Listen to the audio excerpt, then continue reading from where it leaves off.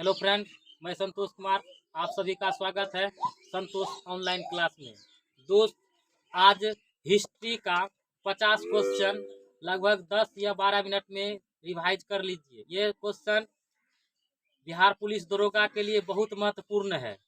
तो चलिए स्टार्ट करते हैं। पहला क्वेश्चन है, रखाल दास बनर्जी ने मोहनजोदड़ो की खोज कब किया था? तो मोहनजोदड़ो की खोज रखाल दास बनर्जी ने 1922 ईस्वी में किया था।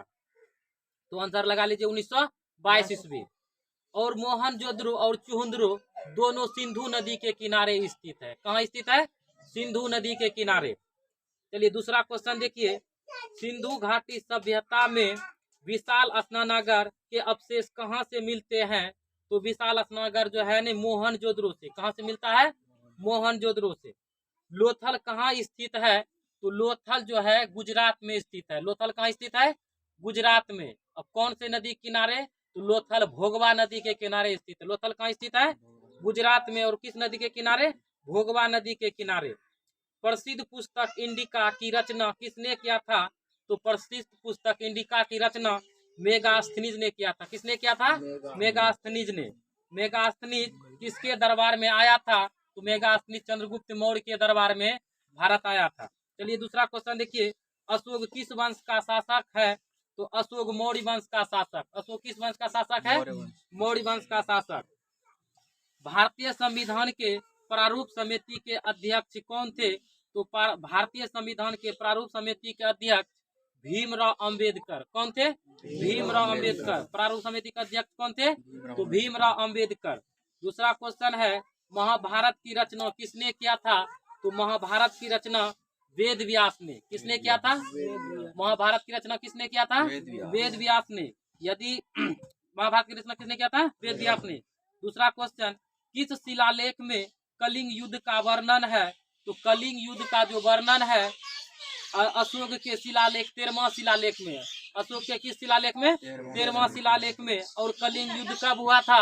तो कलिंग युद्ध 261 ईसा पूर्व में। कलिंग युद्ध कब हुआ था? 261 ईसा पूर्व में कलिंग युद्ध हुआ था। और किस शिलालेख में मिलता है? तो 13वां शिलालेख में। इब्न बतूता किस देश से भारत आया था? तो इब्न बतूता मोरक्को से। कहाँ से आया था इब्न बतूता? इब्न बतूता कहाँ से भारत आया था? मोरक्को से। आईने अकबरी किसने लिखा है? तो आईने अकबरी जो है अबुल फजल ने लिखा है। आईने अकबरी किसने लिखा है? अबुल फजल ने। दूसरा क्वेश्चन देखिए, तहकीक ए हिंद में किसका यात्रा वृत्तांत है? यानी कि तहकीक ए हिंद में किसका यात्रा का वर्णन दिया है? तो अलबुर्नी का। किसका दिया हुआ है? अलबुर्नी का दिया है यात्रा का वर्णन। मेगास्थनीज कौन था? तो मेगास्थनीज ने लिखा था इंडिका पुस्तक। और ये एक राजदूत था। कौन था ये? राजदूत था। मेगास्थनीज क्या था? राजदूत। कबीर किसके शिष्य थे? कबीर शिष्य थे रामानंद के भी शिष्य थे, गुरु नानक का भी, और रामानुज। यानी कि सभी तीनों यानी कि तीनों का शिष्य थे। यानी कि डी नंबर मार लीजिए, डी नंबर सभी। उत्तर वैदिक काल में भक्ति आंदोलन का आरंभ किसने किया था? तो उत्तर वैदिक काल में भक्ति आंदोलन का आरंभ रामानंद ने किया था। किसने किया था? रामानंद ने। गौपुरम का संबंध किससे है? तो गौपुरम जो है मंदिर से संबंधित है। किससे संबंधित है? मंदिर से।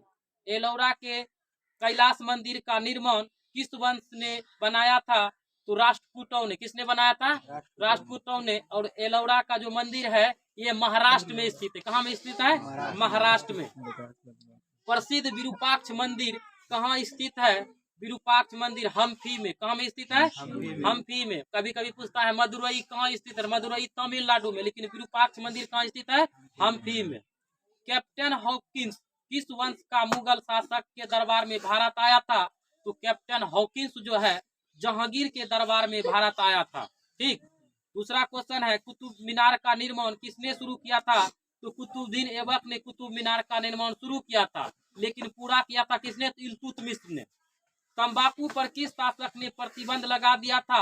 तो प्रतिबंध लगाया था जहांगीर ने। तंबाकू पर प्रतिबंध किसने लगाया था? जहांगीर ने। और तंबाकू का सेवन सर्वप्रथम किस सम्राट ने किया था? तो सबसे पहले तंबाकू सबसे पहले अकबर ने। सबसे पहले किसने तंबाकू का सेवन किया था? अकबर ने। लेकिन प्रतिबंध किसने लगा दिया था? जहांगीर ने प्रतिबंध लगा दिया था। भारत का प्रथम मुगल शासक कौन था? तो भारत का प्रथम मुगल शासक बाबर था, जो कि 1526 ईस्वी में मुगल वंश की स्थापना हुआ था। पानीपत का प्रथम युद्ध कब हुआ था? तो पानीपत का प्रथम युद्ध 1556 ईस्वी में। कब हुआ था? 1556 ईस्वी में। अस्थाई बंदोबस्त संबंधित है, तो अस्थाई बंदोबस्त लॉर्ड कर्नवालिस के शासनकाल में। किसके शासनकाल में आया था अस्थाई बंदोबस्त? लॉर्ड कर्नवालिस के शासनकाल में। दूसरा क्वेश्चन, लखनऊ समझौता 26 नंबर। लखनऊ समझौता 1857 के विद्रोह यानी कि लखनऊ से 1857 का नेतृत्व किसने किया था? बेगम हजरत महल ने। 1857 का नेतृत्व किसने किया था? बेगम हजरत महल ने। 27 नंबर, भारतीय राष्ट्रीय कांग्रेस की पहला महिला अध्यक्ष जो है कांग्रेस का, जो है एनी बेसेंट। अगर भारत मूल का पूछे तो सरोजनी नायडू हो जाएगा, सरोजनी नायडू। अगर जब भारतीय कांग्रेस का पहला महिला अध्यक्ष कौन हो जाएगा? तो एनी बेसेंट। कौन हो जाएगा? Annie Besant. चलिए 28 नंबर क्वेश्चन देखिए, निम्नलिखित में से कौन सा एक आंदोलन दांडी मार्च से संबंधित है? तो दांडी मार्च आंदोलन 1930 ईस्वी में हुआ था, और स्वविज्ञान आंदोलन भी 1900 कितना ईस्वी में हुआ था? 1930 ईस्वी में। इनमें से किसने मोहनजोदड़ो की उत्खनन करता है? तो पाछे में बता दिए थे मोहनजोदड़ो की खोज किसने किया था? तो रखाल दास बनर्जी ने। किसने किया था? रखाल दास बनर्जी ने। दूसरा क्वेश्चन देखिए, महात्मा गांधी द्वारा शुरू किया गया पहला जन आंदोलन कौन सा है? तो सबसे पहले महात्मा गांधी ने बिहार में नील विद्रोह किया था, जो चंपारण से। उसका दूसरा नील विद्रोह, बी नंबर मार लीजिए। दूसरा क्वेश्चन, भारतीय इतिहास का कौन सा कला स्वर्ण काल के नाम से जाना जाता है? स्वर्ण युग किस काल को बोलते हैं? तो गुप्त काल को हम स्वर्ण युग से नाम से जानते हैं। तो इस नाम से जानते हैं गुप्त काल को? स्वर्ण युग के नाम से। महावीर का जन्म कहाँ हुआ था? तो महावीर का जन्म कुंडल ग्राम में हुआ था। कहाँ हुआ था महावीर का जन्म? कुंडल ग्राम। भारत का अंतिम मुगल शासक कौन था? तो भारत का पहला अंतिम मुगल शासक बहादुर शाह जफर द्वितीय। कौन था? बहादुर शाह जफर द्वितीय। ए नंबर ऑप्शन। भारत में मुगल वंश का संस्थापक कौन था? तो भारत में मुगल वंश का संस्थापक बाबर। कौन था? बाबर ने। संथाल विद्रोह कब हुआ था? तो संथाल विद्रोह 1855 ईस्वी में। संथाल विद्रोह कब हुआ था? 1855 ईस्वी। 1855। 37 नंबर देखिए, संथाल विद्रोह का नेतृत्व किसने किया था? संथाल विद्रोह शुरू हुआ था कब? 1855 ईस्वी में। लेकिन इसका जो संथाल विद्रोह का नेता कौन था? तो सिद्धू कान्हू। दूसरा क्वेश्चन, रानी लक्ष्मीबाई को किस नाम से जाना जाता है? तो रानी लक्ष्मीबाई को मुनि के नाम से, छबीली के नाम से, मुर्नकनिका, इनमें से सभी के नाम से जाना जाता है।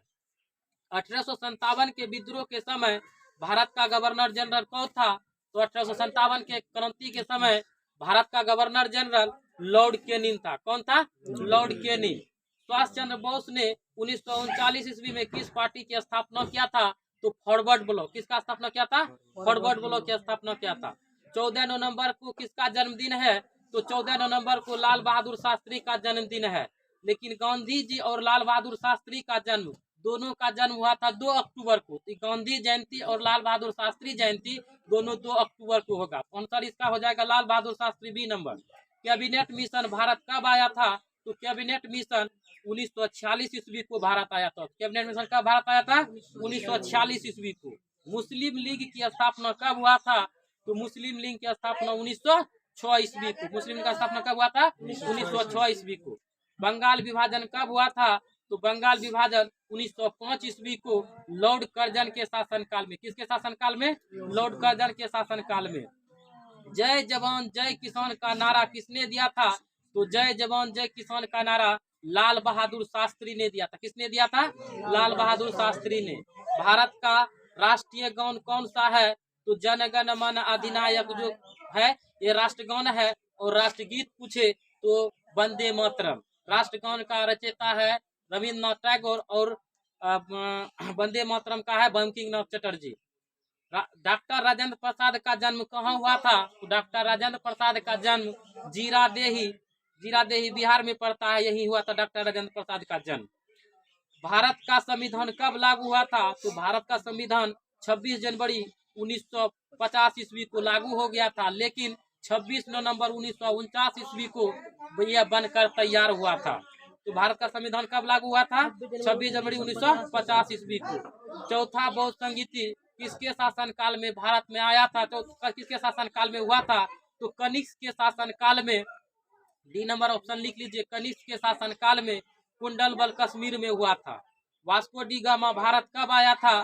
तो वास्को डी गामा भारत 1498 ईस्वी में आया था।